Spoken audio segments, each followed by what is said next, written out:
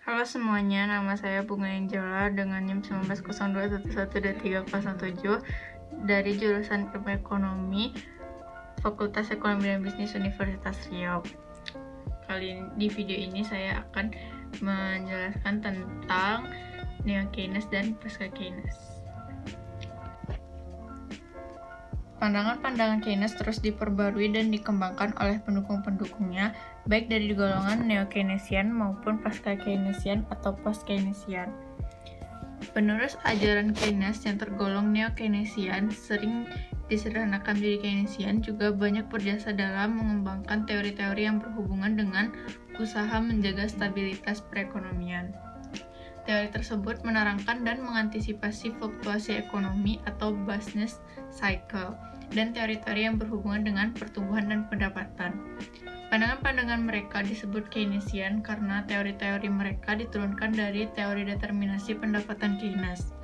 Disebut Neo karena teori Keynes tersebut sudah banyak diperbarui berdasarkan penelitian empiris yang lebih baru. Sementara itu, kelompok kedua yang disebut Pasca-Keynesian atau Post-Keynesian adalah sekumpulan ahli ekonomi.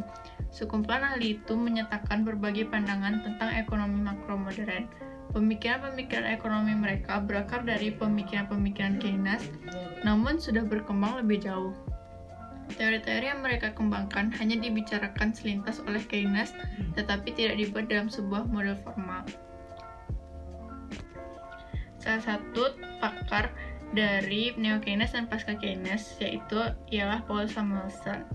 Samuelson memperoleh pendidikan ekonomi di Harvard University.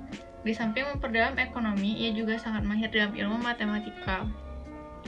Ilmu matematika yang dikuasainya berperan dalam meringkas dan merangkum teori-teori ekonomi ortodoks sewaktu Samuelson menyelesaikan program PhD yang diperolehnya dalam usia 26 tahun.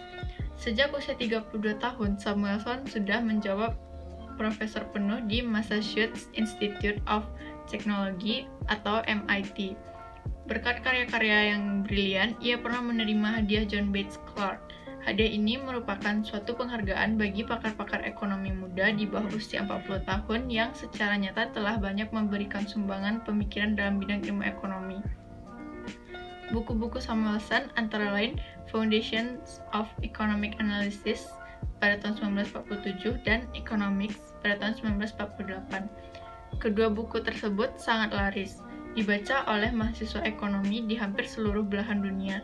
Konon, karya-karyanya tersebut menjadi salah satu pertimbangan mengapa ia memenangkan hadiah Nobel tahun 1970 selain kontribusinya menyusun beberapa teori ekonomi baru beserta aplikasinya. Dalam Economics, Samuelson secara gamblang memperlihatkan bagaimana perdagangan luar negeri dimasukkan dalam kerangka umum teori ekonomi makro. Atas jasa Samuelson, banyak negara yang lebih terdorong untuk lebih membuka pasarnya terhadap perekonomian internasional, termasuk Indonesia, yang oleh beberapa kalangan justru dinilai terlalu terbuka untuk suatu negara yang sedang berkembang. Dalam Foundations of Economic Analysis, Samuelson dengan jelas memperlihatkan bagaimana hubungan timbal balik. Hubungan timbal balik ini saling memperkuat antara faktor pengganda atau multiplier dengan akselerator.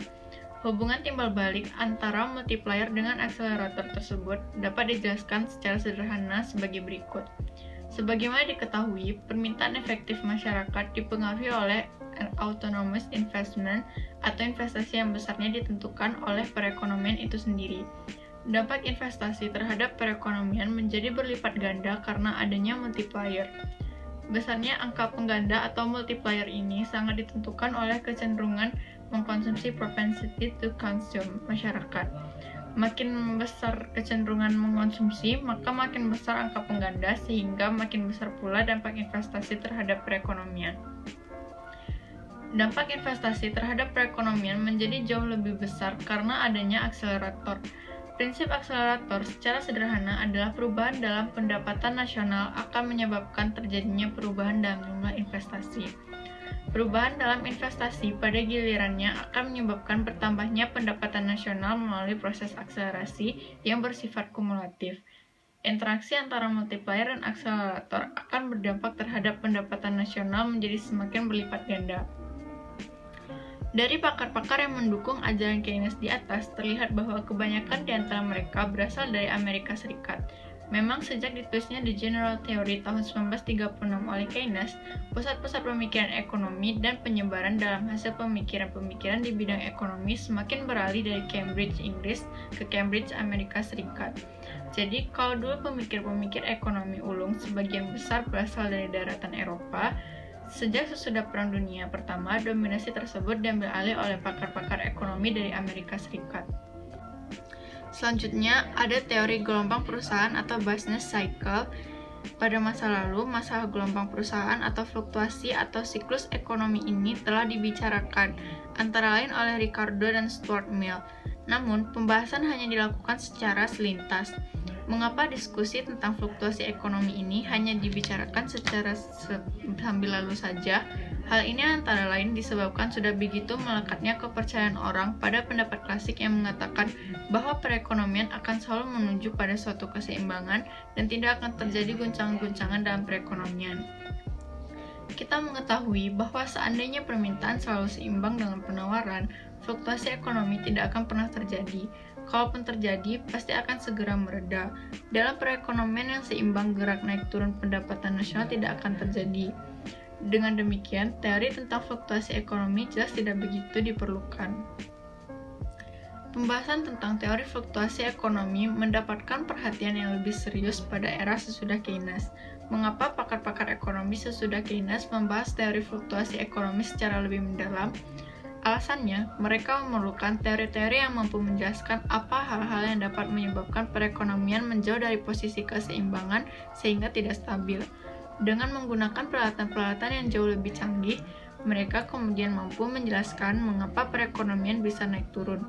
Yang lebih penting lagi ialah apa tindakan dan kebijaksanaan yang dapat dilakukan untuk mencegah gerak perekonomian yang naik turun tersebut agar lebih stabil. Bagi kaum neo-Keynesian, fluktuasi ekonomi terjadi karena dua penyebab utama. Pertama, terjadinya perubahan-perubahan dalam tingkat investasi dan rendahnya tingkat konsumsi. Sebagai contoh, depresi besar-besaran tahun 30-an terjadi karena naik turunnya jumlah investasi dan pengeluaran konsumsi. Kedua, fluktuasi terjadi karena tidak adanya mekanisme koreksi yang mampu mendorong perekonomian pada keseimbangan kesempatan kerja penuh atau full employment equilibrium. Penyebab utama ketidakseimbangan ini adalah kakunya harga-harga, terutama tingkat upah dalam mekanisme penyesuaian. Karena perekonomian tidak selalu berada dalam posisi keseimbangan, sering terjadi fluktuasi. Kemudian selanjutnya ada teori pertumbuhan dan pembangunan. Pakar pertama yang lebih serius dalam mengembangkan teori pertumbuhan adalah Schumpeter. Bagi Schumpeter, pelaku utama pertumbuhan ekonomi adalah karena adanya entrepreneur. Entrepreneur bukan hanya seorang pengusaha atau manajer, melainkan seorang yang mau menerima risiko dan mengintroduksi produk-produk dan teknologi baru dalam masyarakat. Menurut Schumpeter, pertumbuhan ekonomi akan berkembang pesat dalam lingkungan masyarakat yang menghargai dan merangsang orang untuk menggali penemuan-penemuan baru.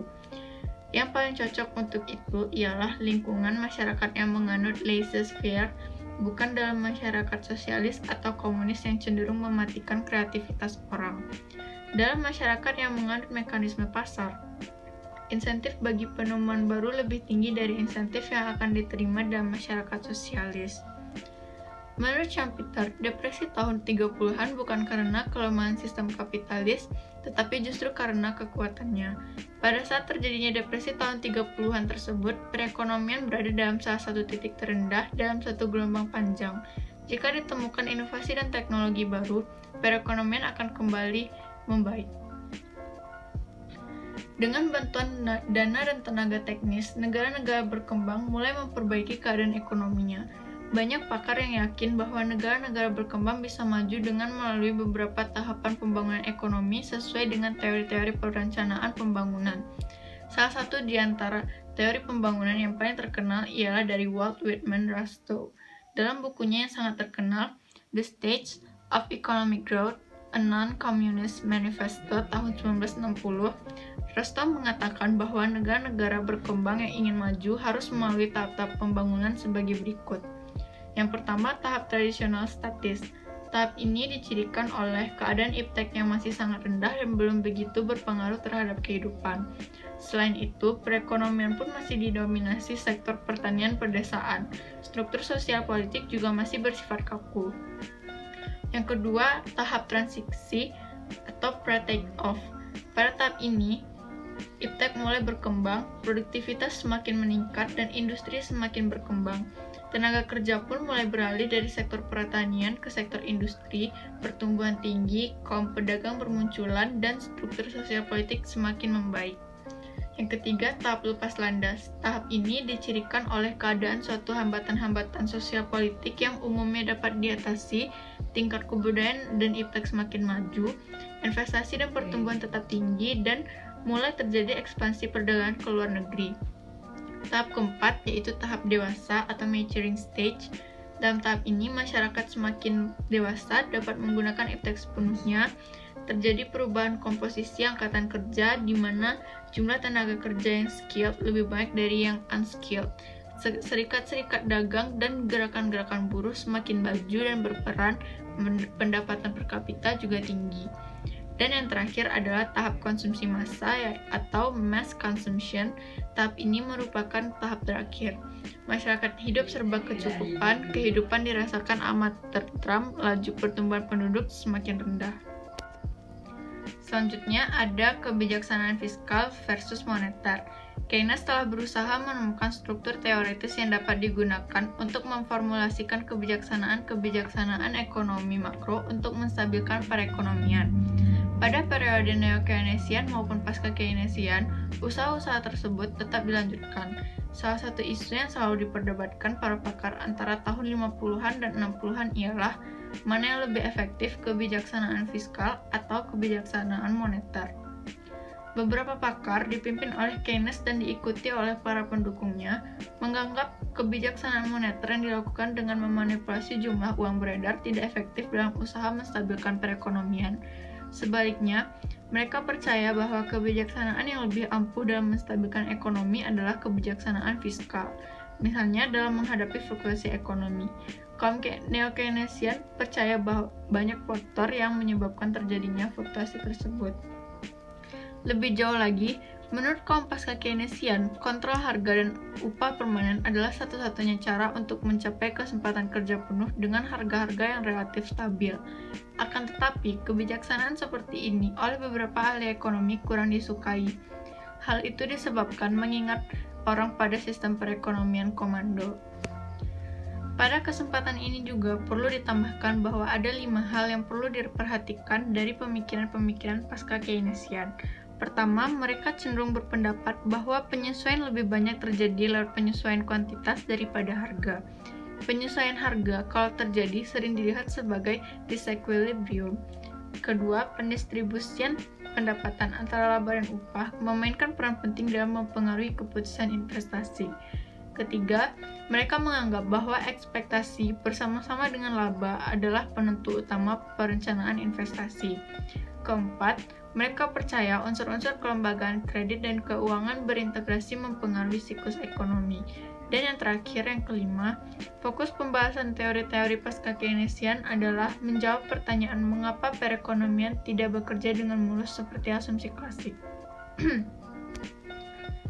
Lalu perlu juga dikemukakan bahwa pemikiran-pemikiran ekonomi pasca-Keynesian ini lebih berupa kumpulan ide-ide tetapi tidak diformulasikan secara sistematis. Dampak keadaan mereka memang ada, terutama dalam penelitian-penelitian ekonomi.